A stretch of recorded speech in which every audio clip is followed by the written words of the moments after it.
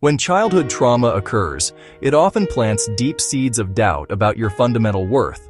Perhaps your emotions were met with rejection, punishment, or even worse, complete indifference. These experiences teach powerful but distorted lessons: that certain feelings make you unlovable, that your emotional reality doesn't matter, or that your worth depends on suppressing your authentic self.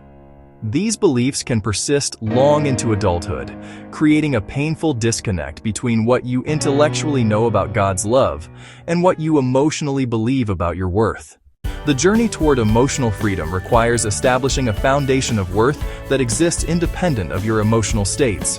This isn't about denying painful feelings, but about recognizing that they exist within a larger context: your unchangeable identity as God's beloved child. Throughout Scripture, we see God's passionate affirmation of human worth, particularly for those who have been wounded or rejected. The Apostle Paul speaks to the Ephesian church about an astounding reality regarding our worth to God. Ephesians 1:4-5. For he chose us in him before the creation of the world to be holy and blameless in his sight.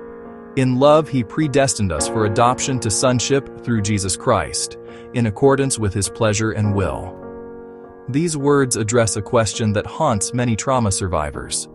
Was I ever truly wanted? Paul reveals that God's choice of you wasn't an afterthought or reluctant acceptance. It preceded creation itself. Before stars existed, before time began, God deliberately chose you for adoption as his child. This wasn't based on what you would accomplish or how well you would manage your emotions, but simply because it gave him pleasure to make you his own. Your worth was established in God's heart long before trauma had any opportunity to define you. This truth becomes even more powerful when we consider God's unfailing commitment to those he loves. Through the prophet Isaiah, God speaks to people feeling abandoned and worthless after national trauma. Isaiah 49:15-16. Can a mother forget the baby at her breast and have no compassion on the child she has borne? Though she may forget, I will not forget you. See, I have engraved you on the palms of my hands. Your walls are ever before me. God uses the strongest human bond, a mother's love for her nursing infant, to illustrate his even more reliable commitment. Even this profound maternal connection can sometimes fail, but God's commitment to you never will. He has permanently engraved you on his palms, a vivid image of how your identity is literally written into God's being. This provides the security needed to face painful emotions. Honestly, knowing your value remains unchanged even when your feelings fluctuate intensely. The Apostle John, who experienced Jesus' love firsthand, further illuminates our identity. 1 John 3:1. See what great love the Father has lavished on us, that we should be called children of God, and that is what we are. The reason the world does not know us is that it did not know him. John's amazement is palpable. See what great love. Being called God's child isn't metaphorical, but your actual identity.